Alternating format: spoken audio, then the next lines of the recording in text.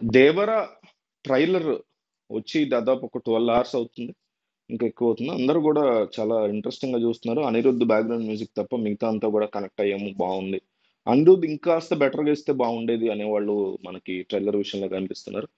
అయితే స్టోరీ పరంగా 'కొరటాల శివ' కొంత రివీల్ చేయడం, దాని తర్వాత డీటెయిల్స్ కొన్ని కొన్ని బయటికి రావడం. అట్లాగే ఆహ్, ఇండస్ట్రీ నుంచి కూడా కొంత ఈ సినిమాకి సంబంధించినటువంటి స్టోరీ లీక్ అంటూ రావడం. ఇదంతా చూసి మనకి అందుతున్నటువంటి ఇన్ఫర్మేషన్ ఏంటంటే బేసిక్‌గా సీనియర్ జూ ఎన్టీఆర్ ఎవరైతే ఉన్నాడో, పెద్ద ఎన్టీఆర్ అనుకుందాం.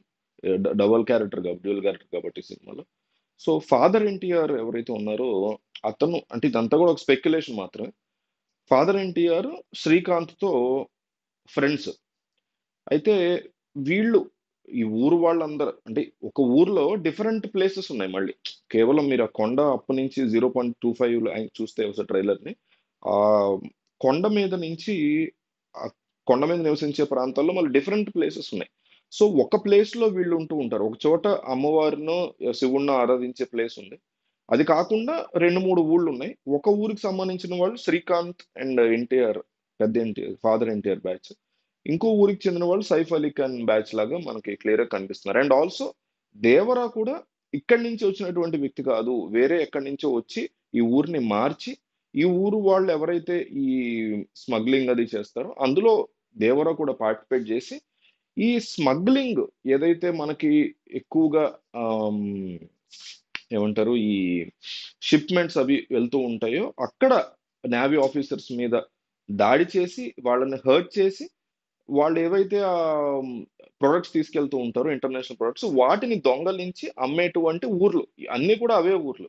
అయితే ఈ ఈ ఈ కైండ్ ఆఫ్ సిట్యుయేషన్‌లో శ్రీకాంత్ అండ్ ఎన్టీఆర్ ఫాదర్ ఎన్టీఆర్ ఒక బ్యాచ్, సైఫ్ అలీ ఖాన్ వీళ్ళంతా కూడా ఒక బ్యాచ్‌గా ఉన్నప్పుడు ఇట్లాంటి ఇన్సిడెంట్స్ జరుగుతూ ప్రభుత్వం ఒక సీరియస్ థింగ్ ఈ ఈ యొక్క ఊరి మీద తీసుకొచ్చినప్పుడు, ఇక నుంచి ఇవన్నీ ఆపేయాలి.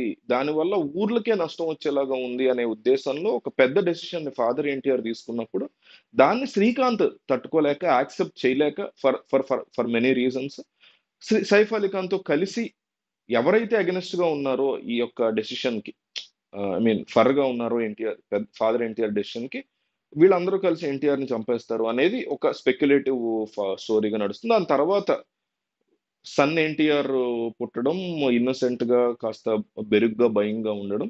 అతనికి మొత్తం స్టోరీ ఫైనల్‌గా తెలిసి 'ప్రకాష్ రాజ్' ఈ థింగ్ అంతా రివీల్ చేసి 'ప్రకాష్ రాజ్' ఒక ఆఫీసర్ కమ్ ఈ ఊరికి సంబంధించినటువంటి రిలేషన్ ఉన్న వ్యక్తి అని చెప్తున్నారు. అతని ద్వారా నిజానిజాలు తెలుసుకొని లేదా ఆ మదర్ క్యారెక్టర్ ఉంది.